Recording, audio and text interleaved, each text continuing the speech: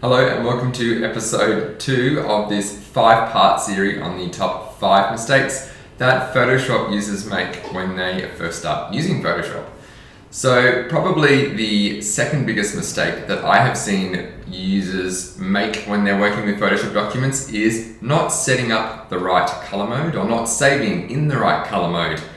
Color modes can be a little confusing when you first start working in Photoshop, so it's important to have a pretty good understanding of what each mode does and what each mode should be used for what purpose. So if you're a bit confused by them, take a quick look at this video. We'll just run through the key ones you need to be aware of, especially if you're working to create images for print or if you're working to create images for use online in digital marketing. All right, well, let's dive right in. So taking a look at the photo I have open here, if I come up to the name of the photo, the little tab up here in the top left-hand corner, you can see that in parenthesis, it has RGB/8, which tells me that this photo is in the RGB color space with 8 bits of information. Now, to look at the other color modes that are available, or if I wanted to convert this from maybe RGB to CMYK or some of the other color modes available, I can do that from the image menu. When I click on image, I can scroll down to the mode options, and it has a list of available color spaces here at the top. So what we'll do is talk about each one and decide which one might be the most appropriate for your particular workflow.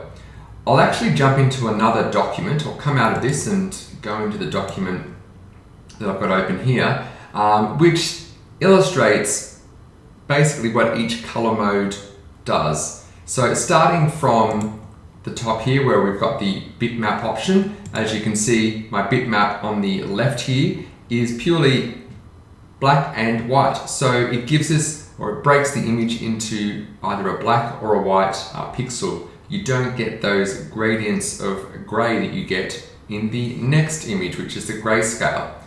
So with grayscale, you get nice transitions and gradients from your shadows, from your darks, all the way through to your highlights and your whites.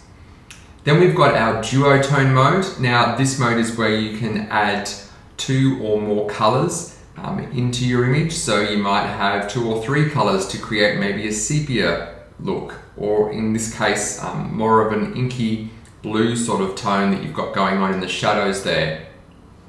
Then we've got our index color mode. Now with the indexed color mode, it's essentially a compressed color mode, so it's used for web work only, and you would use it to reduce the amount of color that is, or the amount of information that is in your image in order to reduce its file size. So you don't get as much of a color range that you would with the typical RGB image, but it does save you a lot of room.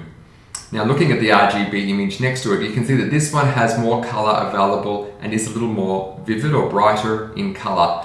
The RGB color space is where you will be working mostly when you're working within Photoshop, because you have quite a variety of filters and actions available to you when you are in the RGB color space.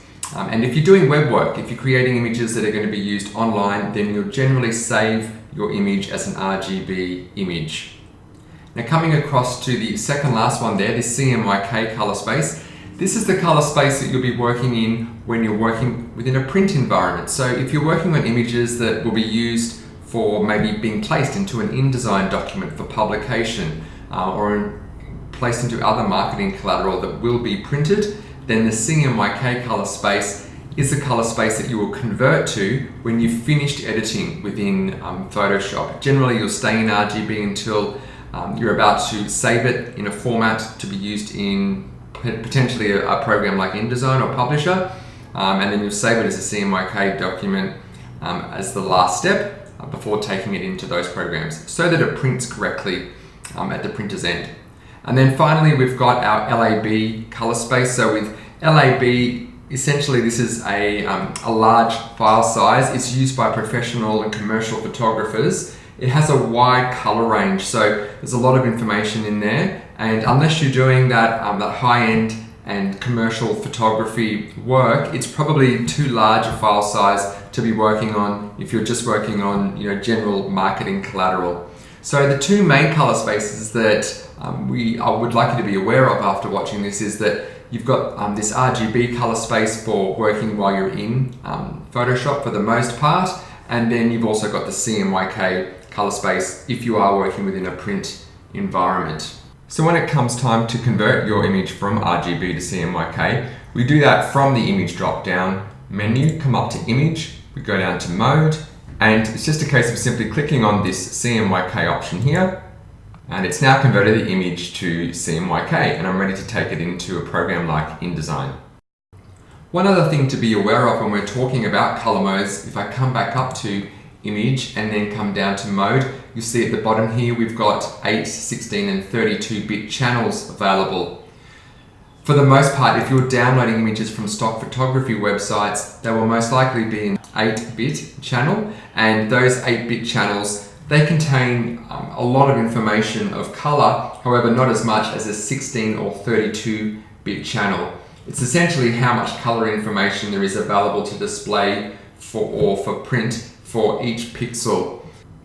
Usually 8-bit is plenty for print and web work. However, once again, if you're working in a more high-end commercial photography environment, then you would most likely be using 16 and 32-bit channel spaces. So hopefully you've got a broader understanding now of those available color spaces, and I look forward to seeing you in the next Photoshop tutorial.